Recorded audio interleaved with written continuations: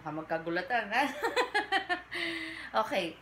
Dream role from Nancy Devella Nangcha. What is your dream role, and if given a chance, who would you want to be your love interest? Oh my God. Now that I'm 50, siguro mga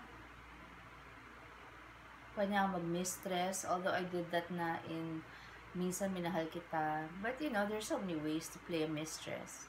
Play the role of a mistress. Parang ang daming situations na pwede. Kasi it's complicated di ba? Ano pa ba? Ang dami. I wanna play the role of a mother na like Ate V na anak. Yun yung mistress sa relasyon. Ang ganda ng movie ni Ate V. Or Langis sa Tubig. Oh my God. Langis sa Tubig. Yung role ni Ate V doon. O ni Ate Esme. Ni Anne. Ano pa ba? Ang dami kong pwedeng gawin. Or, kunyari, for the 2000s, itong dekadang to, at itong century na to, napakaraming topics na pwedeng i-tackle kasi ang laki na ng pinagbago ng mundo from when I started acting. So, ang dami. Minsan sumusulpot na lang eh. Like Madrasta, I never really imagined myself playing the role of a stepmother, and I was 30. So, when it was offered to me, there were 4 stories na nakasulat, 4 short storylines, parang sinummarize lang. And it was Madrasa that jumped up at my face. Yung nung binabasa ko, ang ganda naman ito. Hindi pa yun ang title, pero ang ganda-ganda. So, sabi ko, I think I want this story. So, it was so beautiful. So, I'm praying for a role that will really be bagay to me, that you will like, and iba, pero hindi naman kayo masyashock sa pagkaiba. Alanganin naman na mag-bold ako ngayon, so wag na lang yon. Ay ni Lord. Anyway, what else ba? Si Agnes Hernandez of Bulacan, who's 41. Hi Agnes! Hello! Sino pa ang gusto mong makasama sa movie? Sana makita rin kita someday at makapapapicture sa'yo. Yun ay ikatutuwa ko ng sobra-sobra na para na akong tumama sa loto. Nako Agnes, like I said, all of you who want to meet me, it is so easy. Just all things Sharon and my Facebook page. Makipagkaibigan po kayo sa ibang Sharon yan na kilala ko. Sinong gusto ko makasama sa movie? Coco Martin! Yan, sino pa ba? John Lloyd. Si John Lloyd Cruz. So, I think John Lloyd is one of the top 2. O sige na nga, top 3 best actors in the country. He's really a great, great actor. Sino pa ba? Si Daniel Padilla, gusto ko makasama. Sa babae, si Liza Soberano. Lahat ng bata, si Jadine. Yung mga bata, kasi iba ang dynamic ng, iba ang dating sa screen ngayon ng pagkasama ako from the last generation ng mga tiga-henerasyon ngayon. So, medyo exciting yung ganun. Pero ako si Coco talaga, at saka si John Lloyd, si Daniel, they're very good actors, super duper, napakagagaling. Sino pa ba hindi ko nakasama? Hindi ko kasi napag-isipan ng matagal, sorry. Pero, I'm sure marami pang iba. Sino pa nga ba? Ang dami. Napakarami. Tsaka komedyante rin ako so gusto ko rin makasama sila Eugene Domingo. Matagal na yan.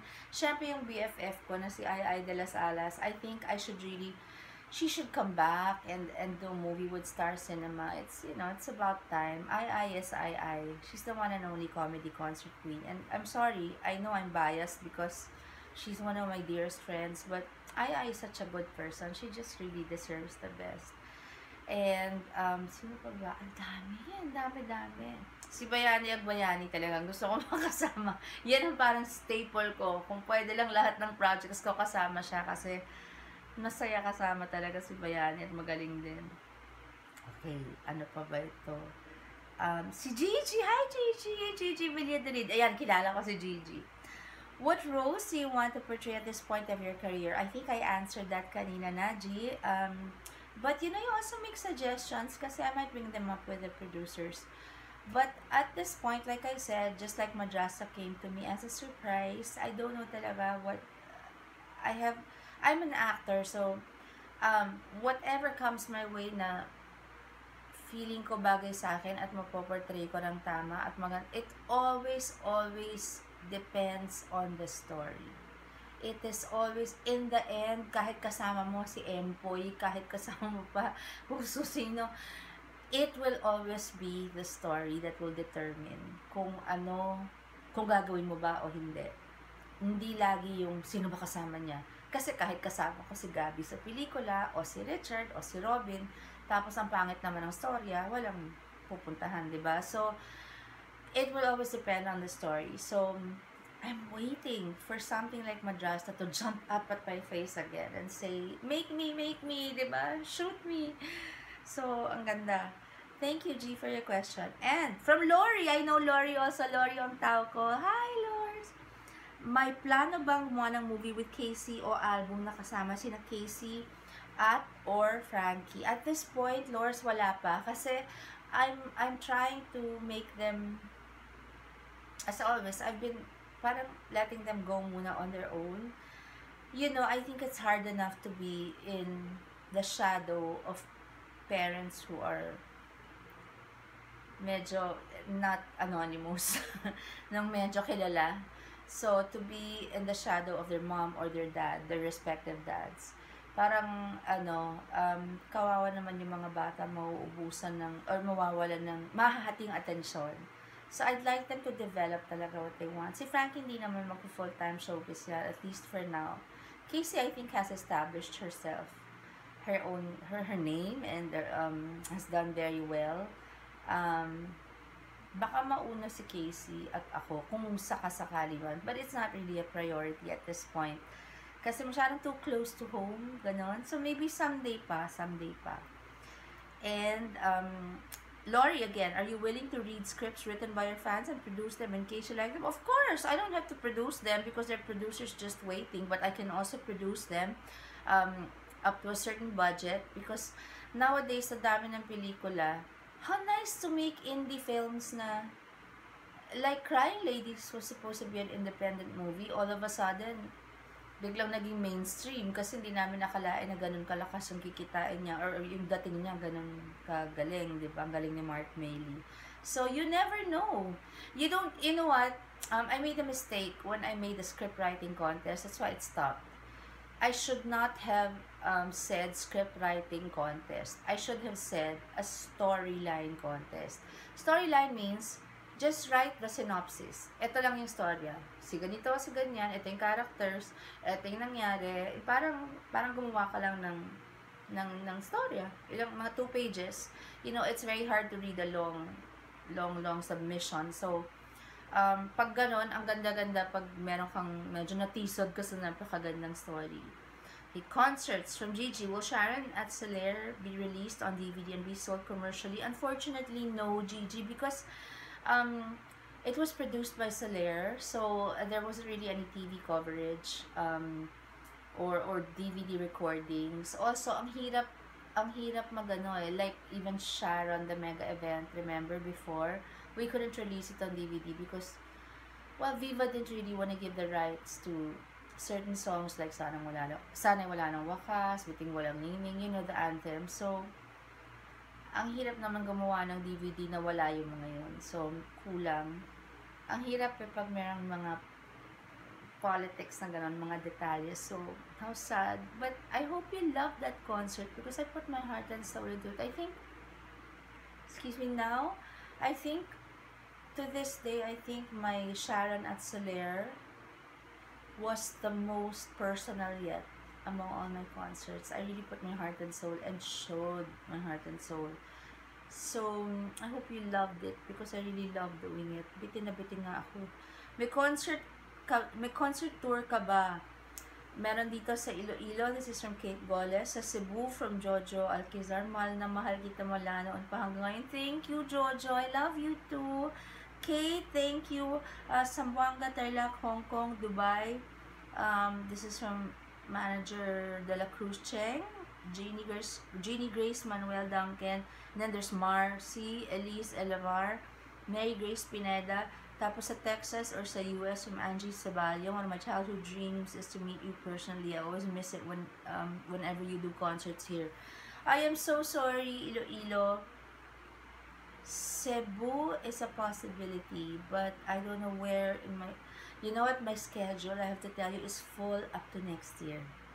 At least up to June or July next year. So, and then there's already mga bandang August, mga October, may ganun-ganun yung, so mapupuno siya agad.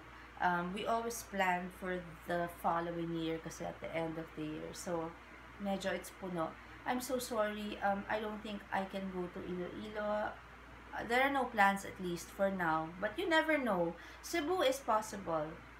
I am going to go to the US for a concert tour, so I don't know if I'm going to Texas, but I'd love to. I love Texas. Okay, I'll show you. My favorite, what I'm reading now is this, The Magnolia Story. Okay, they live in Waco, Texas. This is also my favorite show on hgtv.com. Oh, hgtv.com. HGTV, that channel. Okay, this is Chip and this is Joanna. Chip and Joanna Gaines. They have this show called Fixer Upper, which I love so much because I really love interior design, I love architecture, and I love the kitchen. Anything to do with bahay, at kaluluwa ng tao, tulad ng pagkain, you know, when you have dinner with friends, you celebrate, you commune, it's just part of life, and it's the basics, diba? Now, when I love a book like this, I'm also interested in their life. So, I have them on People Magazine now.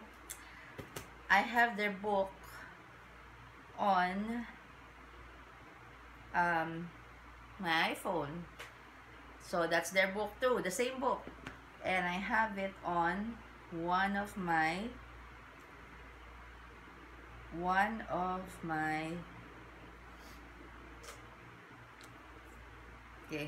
Kindles. There it is.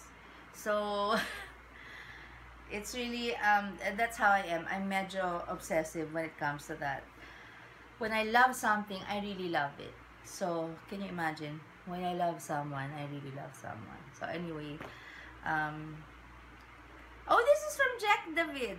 Okay, suggestion niya, concert tour, docu to be released on video. Do you know that we've already been talking about that for years? Okay, I haven't done that yet. That is true.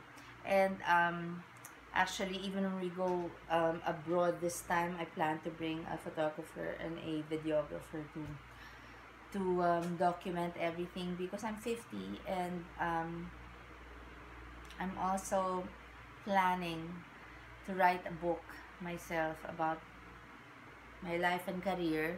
I brought it up with my friend Bayani Santiago Jr. of Inquirer, and I said I just don't know where to begin. And he said, just write. So maybe I'll do that. I'll just write.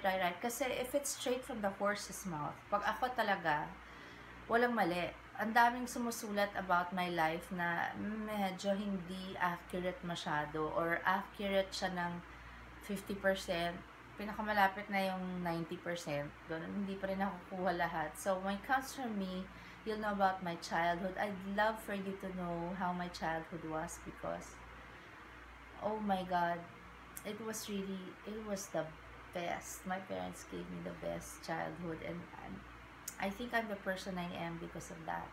Akala ko lahat ng tao mabait. Akala ko lahat anghel kasi nga ang ganda ng childhood ko. I wish that my parents had prepared me for the not so nice people and the not so nice things. Well, they would tell me in certain ways, but not in ways na nung medyo may isip na ako, hindi nila sinabi na anak, maraming bad. Sana ganon. No, but they were there when I needed them later on. Pag meron ng mga bad